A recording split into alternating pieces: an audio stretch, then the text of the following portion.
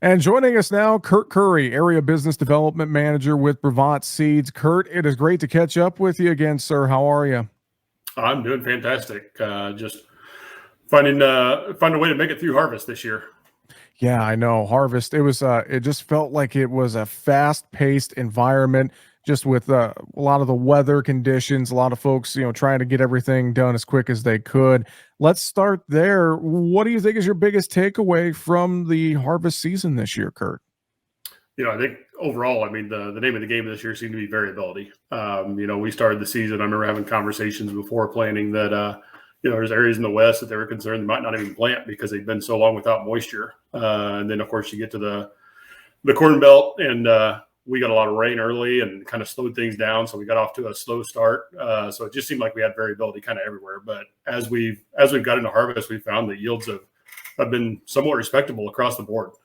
Some people finding really good yields in areas, and beans seem to be doing fantastic. So, I think the story for us is we've had two really solid years at Brevant with seed performance, and this is another one that is holding right in there with it also, which is really good, knowing the variability we've had from, like I said, drought conditions in some areas to really overly wet in others. So performance is holding in just like we'd hoped. Yeah, and I've heard a lot of that same talk about some better than expected yields, corn, beans, despite all the variability. Kurt, what are you seeing in some of the plot results this fall for Brevant? And part two of that question is, how's Brevant kind of sharing those results with retailers and farmers? Yeah. So as far as performance, we've seen things that are really standing out. We were really excited coming into this season with our next generation Enlist E3 soybeans.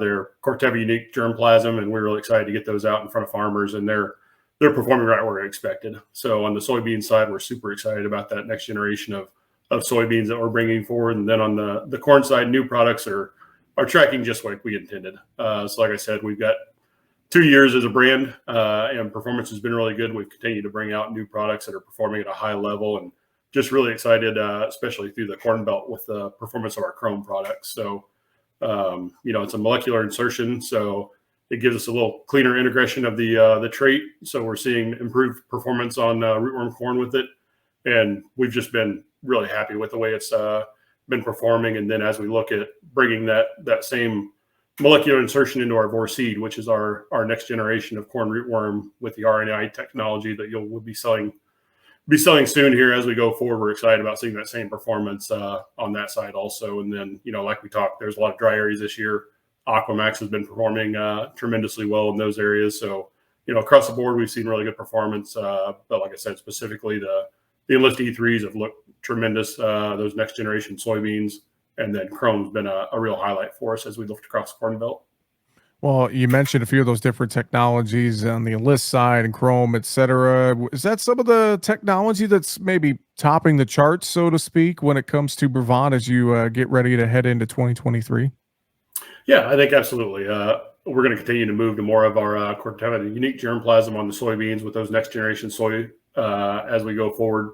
And that's definitely the ones that are finding their way to the top. And then, yes, as we look through the Corn Belt, specifically, you look at Illinois, Iowa, places where rootworm's an issue, Chrome is definitely finding its way to the top. And we're sharing that data every way we can, specifically to our retailers and our growers through whether it's our First to Know, which you can sign up for at Brevant.com, going through social media, but basically just trying to let everybody know the performance we're seeing in every way possible.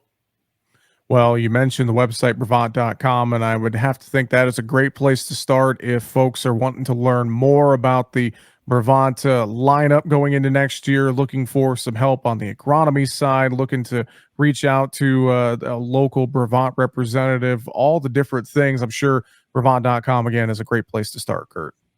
Absolutely. Good place to start. You can find your local retailers on the website also. And then, of course, we also have Facebook, Twitter, and our YouTube channel. But yeah, like you said, the Brevant.com website is a good place to start, but just stop into your local retailer and they can help you with Brevant also. Fantastic. Kurt, before we wrap it up real quick, any other final thoughts you didn't mention about this harvest season? Again, just to kind of wrap it all up. I know it was pretty fast paced, but it sounds like it's been a fairly good one despite all the variability out there.